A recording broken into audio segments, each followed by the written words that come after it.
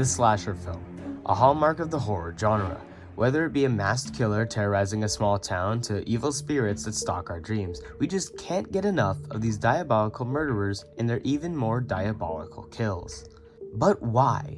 Why do some of us take pleasure in watching blood spilt and flesh cut, while others don't? To find out where our morbid curiosity comes from, we need to go back to the early 60s. The early days of horror cinema was dominated by sci-fi horror, centered around inhuman creatures and the sheer terror their existence creates. When the horror film market began to stagnate due to an abundance of monster movies, it became necessary to look away from the creatures lurking in the depths of space or the ocean, and look closer to home, to the creatures that lurk just next door. Alfred Hitchcock's Psycho is commonly considered the popularizer of the slasher genre. While there were contemporaries before Psycho, such as 13 Women and even further, The Bat, Psycho differed in its execution. Rather than conspiring manipulators or an overall comedic tone, Psycho deliberately portrays the evil in people. In Psycho, a mysterious killer within the Bates Motel, passed down to proprietor Norman Bates by his eponymous mother, kills guests and investigators in gruesome fashion. Norman Bates is revealed to be the killer, driven mad with guilt over murdering his mother, taking it upon himself to assume her identity. Psycho makes it very clear what the draw of slasher films are right off the bat: human killers and their kills. These would go on to become the major tenets of the slasher genre, gathering in an ensemble cast for our slashers to hunt and kill in increasingly brutal ways. These tenets endured throughout the ages, from the Italian giallo movement to the meta-commentary of Scream, and even coming full circle with sci-fi horror movies like Happy Death Day. But we still haven't answered why we watch these films. What's the science behind slashers? According to Matthias Claesson, director of the Recreational Fear Lab at Aarhus University in Denmark, he states that through giving ourselves the opportunity to experience fear in a safe space, such as through movies or games, we learn something about the dangers of the world. What does it feel like to be afraid? How much fear can I take? Recreational fear is the practice of allowing yourself to feel fear so that your brain can rationalize dangerous situations and know how to deal with them. But is that really it? An instinctual response? There are certain rules that one must abide by in order to successfully survive. Professor Joanne Cantor from the Center of Communication Research at the University of Wisconsin-Madison says otherwise. Slasher films have become a bit of a novelty in the modern day, as people go to see the films to analyze the artistry and effects, or just to see their favorite knife wielder cut up some people. Cantor says some people get enamored with movie special effects and like to figure them out. Cantor also suggests that biological sex could play a role in the popularity of slashers.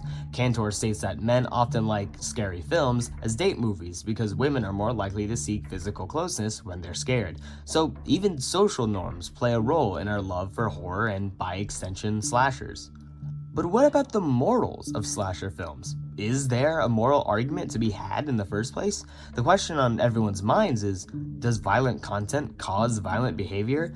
Me and two classmates of mine went around our school surveying students to see what they thought. Alright, so question number one. Do you like slasher movies? Why or why not? Okay, I do enjoy slasher movies.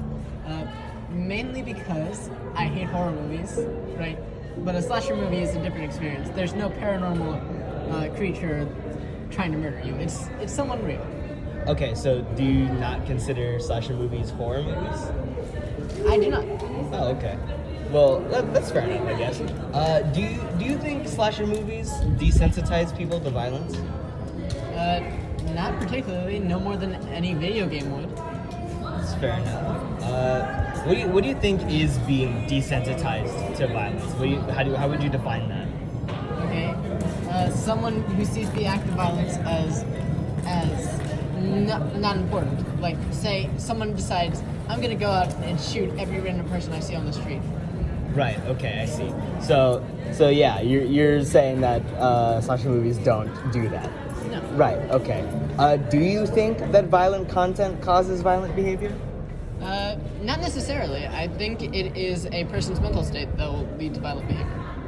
All right. This is the last question. Do you think that it should be allowed for, I don't know, maybe like local governments or just like theater chains to maybe ban or censor certain parts of slasher movies?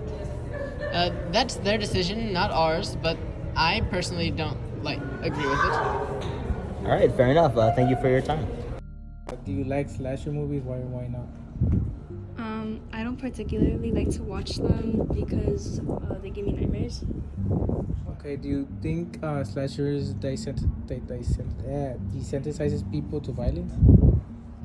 I do, especially in the younger generations, because they're easier to influence. Do you think violent movies or violent content can cause violence? Yeah, I'm giving the same explanation as before. Do you think it should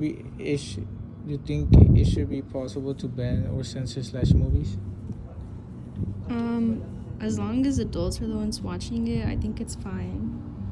While some believe that violent content can cause violence and others, like myself, don't, a study conducted by Associate Professor Nellie Aaliyah Klein at the Icahn School of Medicine at Mount Sinai Hospital in NYC shows that the answer may be a little more nuanced than that. Researchers used PET scanners to monitor the brain circuitry of 54 healthy men, some who had violent histories and some who didn't, while they did 3 activities: nothing, watching an emotional video, and watching a violent video. When watching the violent video, a divide became clear between the 2 groups of men. While the non-aggressive men's brains were active in the region responsible for decision-making, the aggressive men's brains were eerily still. Aaliyah Klein suspects that, quote, they weren't engaging the part of the brain that would say, this is bad. It could be because this is congruent with their personalities, that it's part of their normal. These results, though not initially interesting to me, seemed notable to discuss, so I decided to bring the subject up with my 2 classmates from earlier. Alright, so I'm here with my 2 classmates who are helping me out on this project.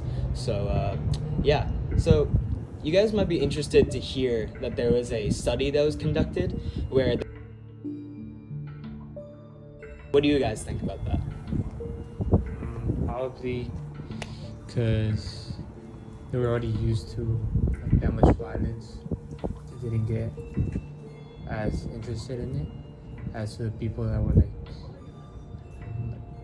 like not that violent. Yeah, that was the conclusion from the study as well. Do you have any comments? Yeah, I feel like anything related to like violence just makes people desensitizes it, and yeah, it just affects their brain. So that's an interesting view because I personally don't think that violent content necessarily makes people violent. I think it's pre-associated like conditions that they already have, like underlying conditions that cause that. Well, what do you think about that? I mean, maybe like people that already are like messed up in the brain, when they see violence, it just triggers something in them. So it's not 100% the fault of like violent like content, but I do feel like it has some part like in it. Right. So, what do you think? Because they can't pull these movies out of like the market, right? They can't not sell them. So, do you think do people need to get like mental health screenings before they watch violent movies, or is that their responsibility? Anyone want to comment on that? I don't think it's their responsibility to get like mental health screenings, but it's more like not about their mental health, but more like their wants. That's what I think. Okay. Any comments, Angel? I mean, I feel like, the movie, like, Five Nights at Freddy, the new movie that came out, it did a good job in, like, because it's supposed to be a scary movie, but it also did a good job of not, like, incorporating gore and, like, a lot of blood. So I feel like you could still make scary, like, violent movies that don't, like, trigger that many people. So what's the takeaway here? Well, personally, I think you should watch whatever you want. Slasher films are films. None of it's real. Asking if it's moral to engage with or create art is an ignorant question. Artists should be able to do whatever they want to get a message across, whether that message is family or don't be bad because a serial killer will cut your head off and flush it down a toilet. I don't know if that's real, but I'd like to see it if it is. Thanks for watching.